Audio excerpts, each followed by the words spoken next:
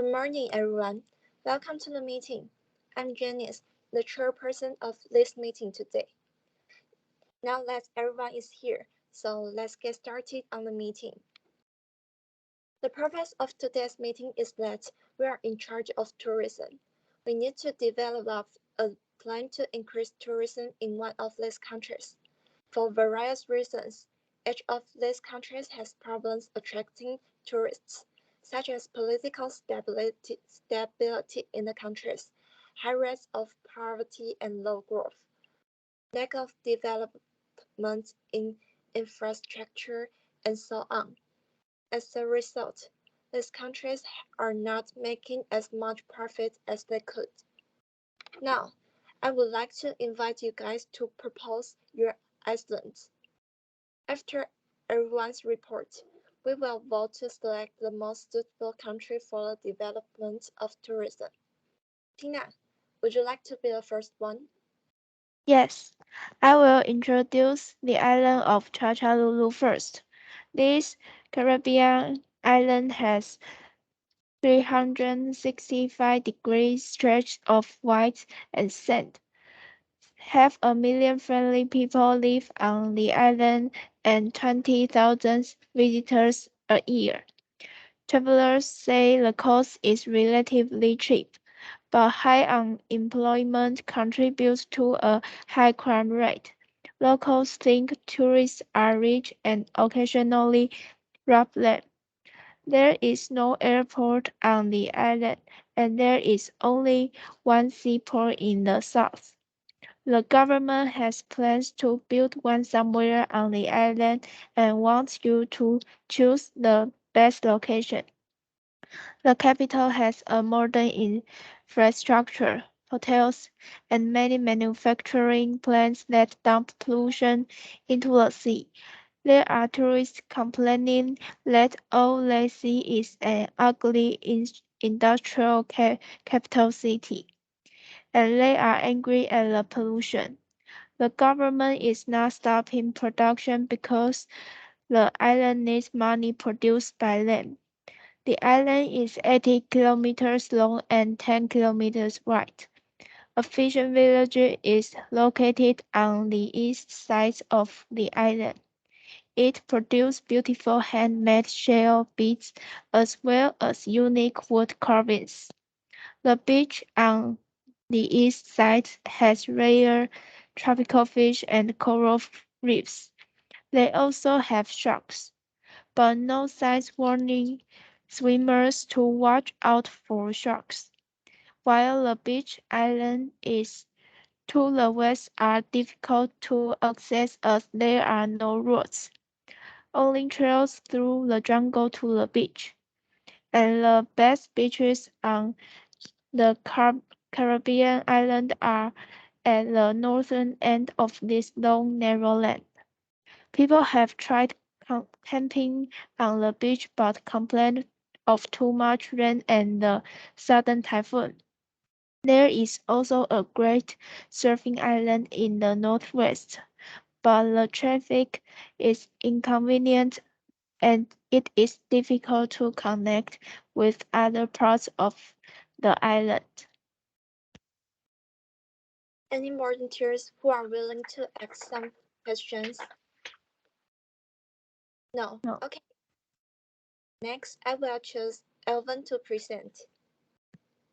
Okay, so I will introduce Inlandia.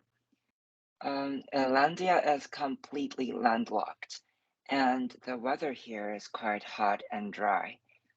And the country has not been developed because it has been ruled by an authoritarian dictator for the last 50 years.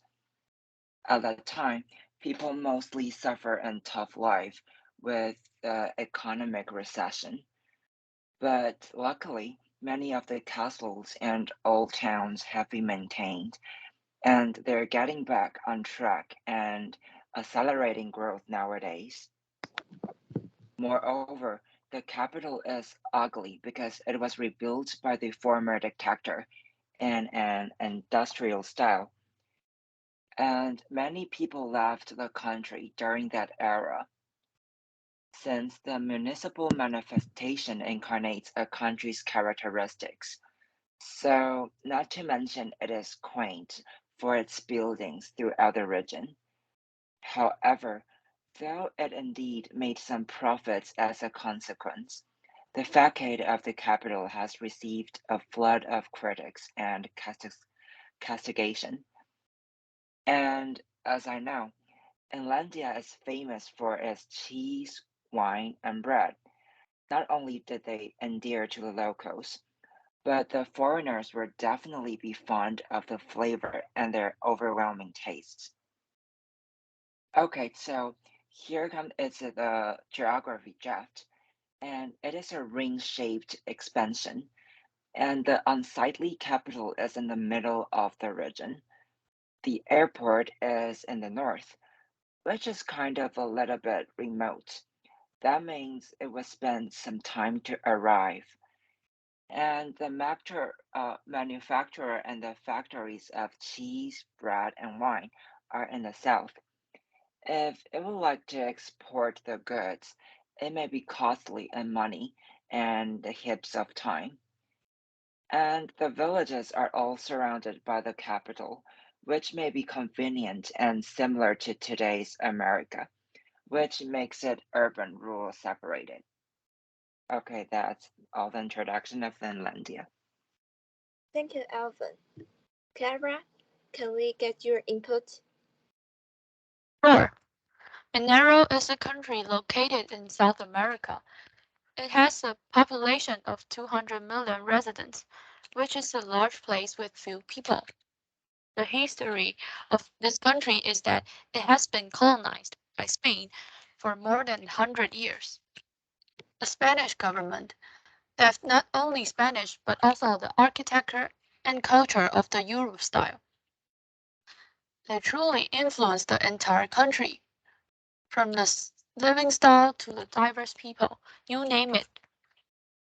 Next, a more specific description of the situation and introduction to the geography will be presented. The northern part of the country has the only seacoast of the entire country. The other three directions are surrounded by three different countries. However, their relationship with each other is not even close. It's nervous and there will be wars sometimes. Tourists can walk along the beautiful seascape to enjoy the sunshine or have fun at the sea of the water activities. Moreover, a spectacular green mountain range that runs down the middle of the country from north to south is an unforgettable place to visit as well. Skiing and other snow activities in the winter are popular for most travelers. The main transportation for foreigners, the airport, is located in the central part of the city as well. The infrastructure of Minero is sufficient, well, that everyone can travel more easily. And that's my introduction of Minero. Okay, now let's talk about the last island, Tanaren. Tanaren in Southeast Asia has a military dictatorship for the last 10 years. During this time, many people were killed, whether locals and tourists. For this reason, there has been a travel ban on visiting Tanaren. However, people don't know that the ban has been lifted and a democracy has recently been introduced. Therefore, no one will be killed anymore. Next, I'm going to introduce nation building. The country is rectangular in shape, with a seacoast and airports to the south. Ruins of an ancient empire have recently been discovered in the north, and the local people are destroying them to make their homes and build farms. Since their population is increasing and original land is no longer enough to live on, the ruins can only be accessed for the river, which runs north to south. Usually, only small canals will travel up and down the river, so it is inaccessible for tourism. Since this country is an independent island in Southeast Asia, there are no other countries nearby, so the development in Tanarian is very slow. The country has no modern infrastructure. The people are almost totally undereducated.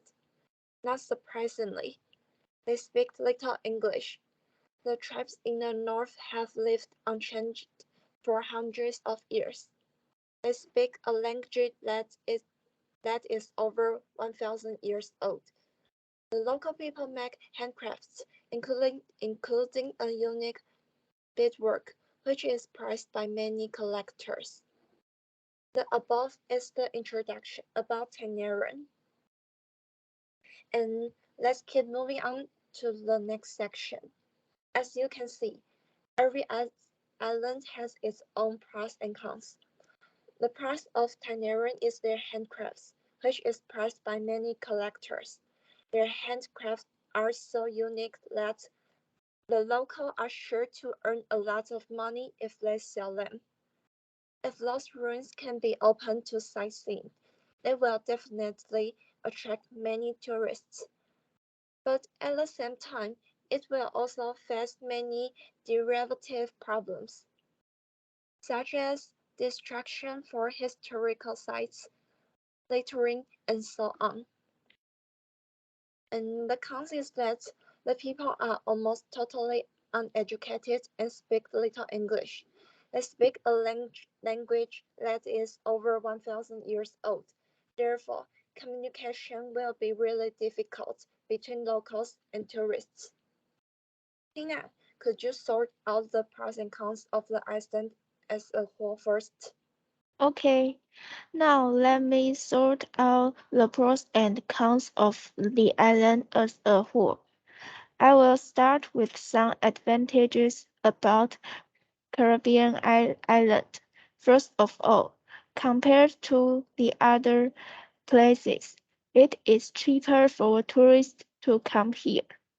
And second is that the capital here has already had some basic development, like modern infrastructure and hotels. So it may be easier to develop on this island than in other places.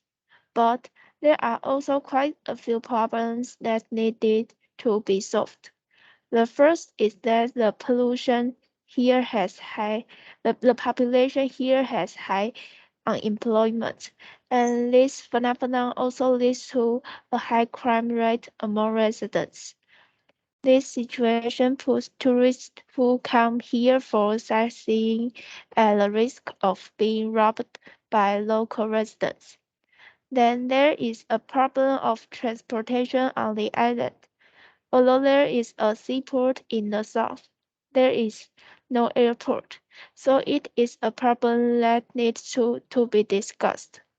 The last shortcoming is the government's attitude towards pollution discharge. For some interests, the government turns a blind eye to the behavior of discharging pollution into the sea. Okay, Alvin, would you like to be the next? Okay, so let me first introduce talk about the pros of the Inlandia. It is completely landlocked, so it has retained many old archaeological sites, including castles and old villages, which can attract tourists for the ancient miracles and gorgeous landscape. And they are considered to be some of the finest 16th century villages in the world. Due to the appellation, there is undoubted that having a cozy atmosphere with warmth and fraternity. Besides, Inlandia is famous for its cheese, and the wine and bread are also fantastic.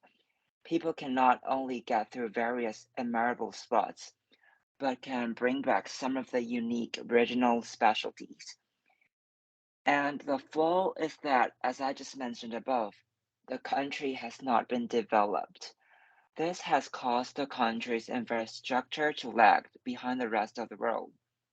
In other words, it could be inconvenient, especially in traffic, and the coherence with the policy may not that smooth. In addition, the capital is ugly, which loses one of the attractiveness to catch the visitor's eye. Moreover, many people left the country, and the few flights to the country are often overbooked with the locals going back to see their families. This may reduce the sightseeing opportunities due to the lack of flights. And this will be the strongest issue we're gonna iron out since a crowd is. Okay, Clara? Yes, I'll speak about the cons first. Speaking of the public order, the South with different countries connected is relatively more stable than all the other places in Monero. The reason why the public has been chaotic is because of the rebels and the drugs problem. The North has to deal with the drug addiction problem. The East and the West have to face the war or kidnapping questions. We can say that almost every place in this country has different sorts of social problems, especially in the border areas. Finishing a brief cons of Monero, I'll talk about some unique things in Monero. Their tourist spots are definitely bucket lists for foreigners or outdoor enthusiasts. Besides, the Spanish architecture that I just mentioned, there are cafes along the sea that are well known to the world. The coffee tastes perfect. The view of the sea is rarely seen. Everything is just awesome. The mountain is another selling point for Monero. It is surely the third highest mountain in the world. View is gorgeous when standing right on the highest point. When climbing on the mountain, we can see sheep living everywhere. There are rafts to be made into weavings, the handmade weavings. It may be surprising to say that these pretty weavings are voted at the rank as the rank of 5 best souvenirs in the world. Okay, now it's the voting time. We have to conclude a final decision with the best choice of Iceland for tourism, so that they can make as much as profit as possible. So, okay, for Tina's proposal, me. Is anyone else? Okay, that would be me, Alvin, and Tina. Who will go for Clara's?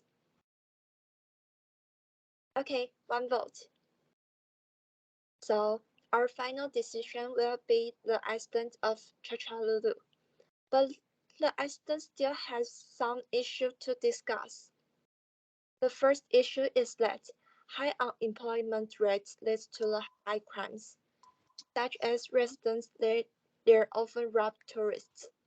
The second issue is there is no airport on the island. The third issue is environmental pollution. What's your opinion on this matter? I hope each of you come up with a solution to one issue. So, does anyone have any thoughts on high unemployment? May I have something to say and to suggest. The first issue is that high unemployment leads to high crime. But this is not absolute. We could establish related regulations and ameliorate the quality of life, such as the proposals of subsidies, and to strengthen the maintenance of social behavior.